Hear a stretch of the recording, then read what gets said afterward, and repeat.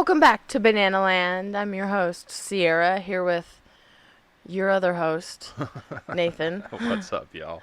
So we've been talking a lot lately about like how can we actually fix the underlying problems, the root causes of what's happening. And I mean, of course, COVID. We're just gonna have to wait. We're gonna have to wait it out. A lot of people are gonna have to get it and get through it, and a lot of people are gonna die. But we've got so many other problems, and the way that I see it is the root of those problems are poverty. There are a lot of people who feel victimized by the system, and so then the system, what they do is they try to make it so, well, you're not victimized by the system, you're victimized by someone else of another age, another class, another, skin Political color, side, political political group, view. right? Yeah. At the root of all of it, crime comes from poverty most times. Crime comes out of desperation almost always. When you feel like you don't have any other options, well, maybe you think about how many people who have gotten bloody rich selling drugs. Yeah. And maybe you decide to like dip your toe in that pool, and then before long you're so far in that there's no getting out. Yeah.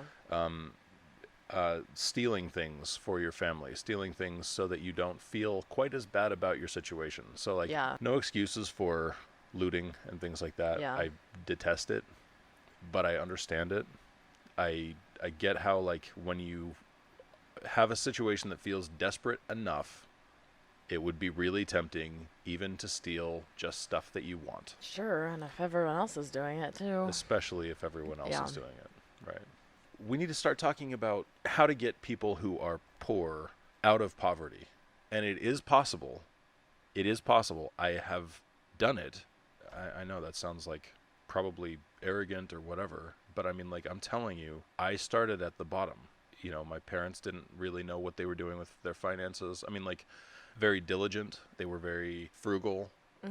They definitely had that going for them, but they didn't know how to use money because no one had taught them. And I brought this up to my dad, and he apologized, and I was like, what?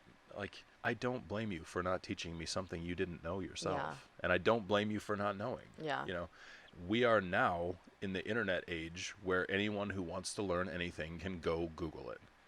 They can search it. They can find endless YouTube channels that can teach them how to do it. There's no real excuse for not having an education anymore, not educating yourself in the things that you find important. Before, it was really hard to find those resources. Now it's just simply not. Yeah.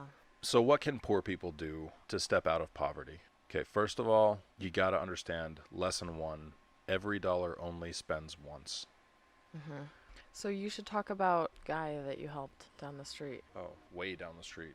Yeah. Well, I was trying to because you sat down with him. So let's talk about this guy that you ended up. This was like couple of years It's ago. been 3 years ago. 3 years ago. So he came to you while you were working about his living situation. He was getting used. He was getting walked all over. He was the only one making money in that house and And he was making like $10 a day. now he's making $5 an hour. Oh, okay. Gotcha. So he was making between $35 and $40 a day, Okay.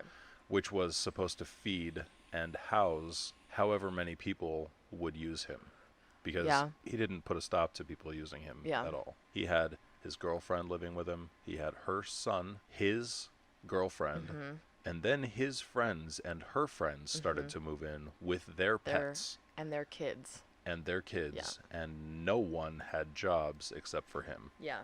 When I sat down with him, I was like, all right, first off, are you ready for some like hard talk that's going to change your life? And he's like, sure, I guess. And I was like, you're getting used. You're getting used by your girlfriend, who is allowing her son and his girlfriend and their baby and their friends and all of their pets to stay in your 300 square foot paradise while you make $5 an hour. Yeah. As a hard worker, you can fix a lot of this stuff right now. Yeah. First off, everybody pays rent. If you're the person whose name is on the thing and you're going to put up with having that many bodies in one place, everybody pays for that privilege. Yeah. If they don't want to pay, that's fine. They get out. Yeah. And he said, I don't know, I can't be that mean. And I was like, it's not mean to ask people to help. Yeah. And I mean, he did all the work around there too. It was Yep. just like, oh my gosh, he was just getting used at every turn, and they just expected it. Thanklessly. And she was so shitty to him too. Oh, Ugh. she was the worst. But that's what happens in desperation. Yeah. You're willing to accept a relationship that isn't good for you. You're willing to accept a job that isn't good for you. You're willing to put up with all of the things that come with those, all of which are not good for you because you don't know if you can do better. Yeah. When I was working with him, a lot of it was just like a pep talk and saying, man, you're a good worker. You're a good person. You deserve to be treated better in your relationship. You deserve not to be used. And you deserve a hell of a lot more money for the hard work that you do. Yeah. So you're worth it. Go ask for it. Yeah. And if your boss says no, quit. Go find somewhere else that will value your hard work at a higher value. Yeah. And then get rid of all these moochers. I put it to him in a kind of a word picture, and I just said basically, just imagine everyone who is not making money actually on your back. You're piggybacking this person, and they're taking on someone else, but they don't care. It doesn't matter that someone else is on their back because all the weight rests on you. How many people can you carry? Yeah. And how far can you carry them? And do they deserve it? Yeah. Not giving someone that you love something they don't deserve, I think is fine. He came over and you sat him down and you said, I want you to understand this. I was homeless at one time because I think he had this idea that you and I were coming in and we had all this money. Right. And he saw your journey that led you to that situation. I think it was really inspiring for him. And you sat him down and cared about him too. He went a daily list of what he buys, right? Right. And that was, I think that someone cared enough about his situation to actually want to help him change it. And although he didn't change his girlfriend's situation right away, Well, yeah. not right away, but eventually, and then we saw him in Home Depot and he was like, I have a car, I have a cell phone, I have a job that pays me so much. Yeah. When we first met him. Yeah. Yeah, he got a better job. He got out of his relationship with that girl, and anyway. And he got a car. He was got a like, car. he was like, I Yeah, don't know, he had was his own bursting place. when we saw him in the store that day. Yeah, I do believe it's possible for anyone. It requires hard work. It requires paying your dues. And that's something a lot of people don't understand. Yeah. A lot of people, they have their hopes and dreams, and that's what they think they should be paid for, their hopes and dreams. I'm going to be YouTube famous for my video game or my makeup tutorials. Friendship and bracelet making tutorials. Right. Yeah. You haven't really paid your dues with that yet. You haven't uploaded your first 150 videos so that you can get your following. Until you have a following, you should be working. That should be your passion gig that you do every hour that you're off work and not asleep. Yeah. Anyway, but people don't want to pay their dues because they've been sold this bill of goods that says, like, if you have a dream, then follow your dream. And it's like, well, I mean, sure. You absolutely should follow your dream, but you got to pay for it. You get out what you put in. Right. And so many people are only willing to put so little in to making their dream a reality that when they take out of it, it's like there's nothing there. They haven't deposited anything to withdraw. Yeah. But very first thing, you got to realize that the reason that you're poor is because you're spending money on things that you don't need. Now, I know there are a lot of people who are going to say, like, I don't spend a dime on things I don't need and all this stuff. And it's like, I promise you, any person that I sit down with, there's something that you can Vices do. included. There's something that you can do to make more money. There is something that you can do to spend less money. Yeah. In almost every case. Yeah. Those are the ingredients. It starts with little steps. Okay, if you really are in a desperate situation where you're making $700 a month and you're spending $700 a month, can you figure out how to save $5? Can you figure out how to, like, okay, well, my car insurance costs this much. What if I shop around for a different car insurance and free up $15 a month? Yeah. If I put that $15 a month back, start to do something. And I mean, it's so small. The problem is at the beginning, the payoff is so small that it's hard. It seems like it's hardly worth it. Yeah. But you have to stick with it. Financial wealth from poverty is just like starting a locomotive. You push and push and push and push and push, and 1 month in, you're 1 inch down the track. Yeah. But you've built up some momentum. 2 months in, after you push and push and push and push and push, you're that 1 inch that it was going to go anyway, plus another inch from the efforts that you put in over the last month. Do it again, and now you're 3 more inches down the track. So from that first month, you've got just a little bit of progress, but what you have is momentum. And that keeps compounding itself. It is a good analogy because, the locomotive is going to stop on its own if you don't keep pushing. So it is always breaking against you a little bit. But the more momentum you have, the easier it is to make progress. Yeah. There's a lot of stigma around being poor. And it's not even around being poor, because most people are poor. In the world today, most people are poor. By There's world standards, we are poor. But by world standards? Well, no, by most people's standards, where like you don't have a 401k and you don't have a savings account and you don't have your Oh yeah, I don't care about any of those right. things. I know, but we've been taught to think that that's what you need. Yeah, but the stigma is around. It's not around being poor. It's around seeming poor. It's around looking poor. Yeah. I'm not going to wear shoes with holes in them, because then I look poor. And if I look poor, then people will think of me as poor, and I won't make as much money or something like that. I don't even really understand what the thing is. I think it's just you just don't want to identify with that group of being poor. And so you buy things that you can't afford so that you can look like you're not in that group. But that's what holds you there. Yeah. When I think about things that I can afford, first off, do I have a mountain of credit card debt? Because if I have a mountain of credit card debt, I can't afford any luxuries until that's gone. So Sierra and I have a thing that we do. We call it going in on a date. Instead of going out on a date and spending 50 or 60 bucks, at a restaurant and tips and drinks, and we make some special meal together. We sit down together. We play some music. We light some candles, and we dance, watch movies or whatever it is.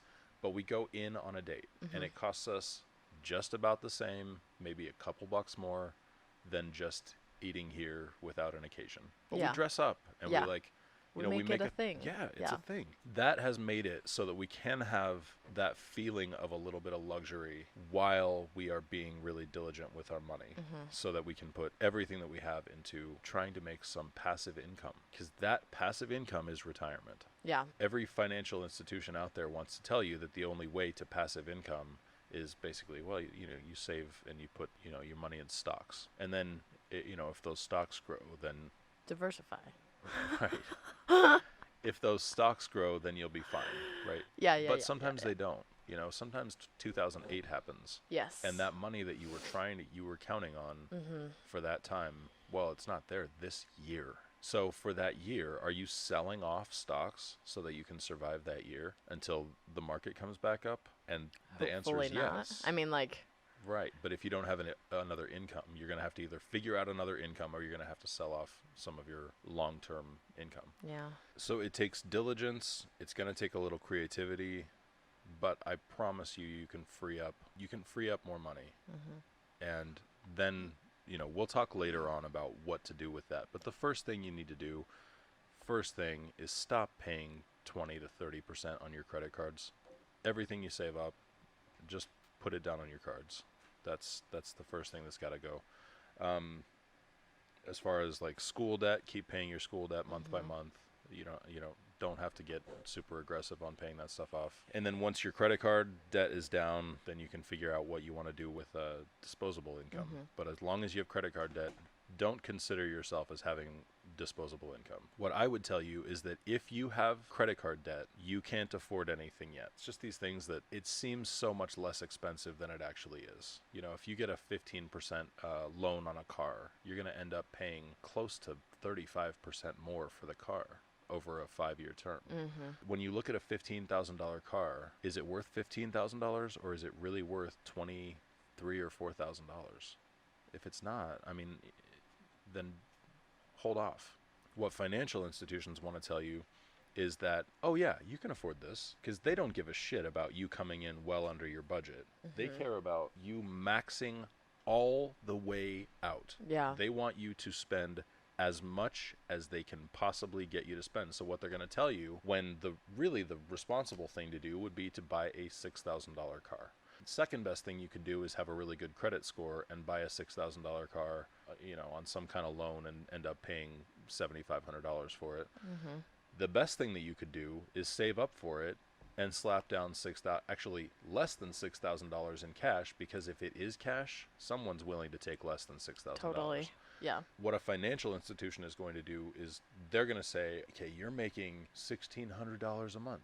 Oh yeah, you could afford a $335 a month car payment. Yeah. And as long as you barely squeak in, and the best thing about it for them is if you do barely squeak under the wire for a payment that big, well, because you barely made it, this is a risky loan for us. Mm-hmm. So we're going to charge you a whole lot of interest for that. I mean, this is how the poor stay poor. Yeah. This is how the lower class has no mobility. Yeah. You have to break out of that system. Work closer to home. Ride a bike. The upkeep on a bike for a year, it's like $100. Yeah. I mean, if you're riding it everywhere, Yeah. you know, call it $200. If you get a good bike, everybody believes that they need a car. And I would argue that if you really want to get diligent, you don't even need a house. Shoot, we lived in a tiny house for a while. Mm-hmm. I built our house on a flatbed trailer out of stuff that I got out of a dumpster. You know, not all of it, but I mean largely out of stuff that I got from a construction site, Mm-hmm. stuff that they were throwing away. Yeah, it took creativity, it took hard work, but the average rent where I was for something that would be workable for me, Yeah. probably $1,200. I took that down to $250 a month. Mm-hmm. You know, people would laugh when they saw me, my 6'3.5" ass, like they're like, a tiny house, really? And I'm like, no. I mean, it's great. It's tall. It's got It's a not a short California house. king size bed in it, and it's Yeah. got a, you know, it's got a place where I can work, and it's got a place where I can cook, and it's Mm-hmm. got a big shower, and I'm really comfortable in it. You know, it's everything I needed, Mm-hmm. but it wasn't more than I needed. Yeah. And because it wasn't more than I needed, I got to build my wealth up a little bit. You know, I had a little bit of disposable income that I could put into things that I studied that were going to be, you know, that looked like good investments. For me, living in the tiny house, it really taught me like minimalization in my clothes, in my shoes, in my makeup, because you only have a certain amount of space for all of this stuff. So it makes you question, what do I really Yeah, what do I really need? Yeah. What do I And I've need? carried that through till now. And you know what else too? The great thing about living meekly is that when you earn your way up to something better, you really appreciate it. Yeah. We need to shed the weight of the stigma around looking poor. Yeah. Don't worry about it. Yeah. It's okay. Yeah. Groom yourself. Sure. Take regular showers. Yeah. Uh, you know, and hold your head up high. Yeah. Smile at people. Have some charisma to you. And it won't matter that there are holes in your shoes because they're going to see you the same anyway. Totally. I think a lot more people are identifying with this situation right now. And I think a lot of people feel like it's sort of too late to do all of that, at least right now in this current climate with COVID and people losing their jobs left and right. We don't know who's going to get shut down, when they're going to get shut down. Right. Who's considered know, essential? It's Who's all not. in the air. So, like, I think that people need to do what they can right now to save money. Like, seeing the shutdown, people were in financial ruin. People, Yeah, panic at least. You know, parents lost their jobs, Mm. kids weren't at school, and then they weren't working either because either they're too young to work, they just can't get a job because most of the adults are out there now taking the jobs that most people give to 16-year-olds. Yeah, that is happening a lot. So, The best time to start, if you haven't already, is right now. yeah. Number one thing, really start respecting every dollar that you earn because you worked for it. Yeah. Stop making it so that your credit card company can make 30% off of your back. Yeah. Okay? Yeah. Book, video. More of a pamphlet, really. It was like 30 pages long. It was about a man who wanted to become wealthy. So he goes to this master of wealth and he says, and this is like a... Is this the richest man in Babylon? It is. Solid work. Good memory. So yeah, the richest man in Babylon. If you can find, I mean, you can find it. YouTube it. It's excellent. So actually, you know what? We'll put a link in the description. Okay. It's a good introduction to what steps to take. The guy who wanted to become wealthy in this book, he made several missteps. He learns from them along the way. And every time he comes back and he tells the richest man in Babylon what happened, he said, okay, so he's just constantly saying, okay, so what have you learned from this? What are you going to do differently next time? You don't have to make all those missteps yourself. You can just read this book and take his word for it, take my word for it. The missteps that he makes are missteps. Aren't they all very short-sighted sort of missteps? Like, in a sense. I'd say they're pretty natural, actually. Okay. On your way to becoming wealthy, you're gonna make mistakes. Yeah. It's Yeah. it's your first time, unless you've got someone guiding you through every step of the process. Also, if you can find a mentor, if you find someone who has a situation like what you want, and you say, "Hey, I really admire what you've done with your life. I'd like for you to mentor me." It's a very flattering thing for a person. A lot of the time, they'll say yes. That's a really solid thing to have. This is such a big topic. There are so many steps, and it's really not all that many steps. It takes each step takes a while. You kind of have to just suffer through it. Yeah. The best thing that you can do while you're embracing a life of that feels more like poverty than you're used to is start to really appreciate the little things. Yeah. That's what you're going to have for a while. Yeah. And then as you can afford the better things, the nicer things in life, I mean, you really will automatically appreciate Yeah. those things because you're coming from a place where, like, well, Sierra and I, for how many months did we not have a bathroom? 3. Yeah. We held it. We just held it for 3 solid months. It was tough. That final poop once I got a toilet Oh, was mamacita. earth-shaking. Literally. You guys probably felt it. Anyway. Slight exoskeletal obliteration. I mean, we kind of lived like we were homeless a little bit. Like we Yeah. had a gym membership and we would Uh-huh. go shower. I don't know, but that's while we were sort of building our bathroom. Sure, but from the outside, it looked very, very poor. Right. It looked like a hard situation. And granted, it wasn't Oh, easy. It was definitely not easy.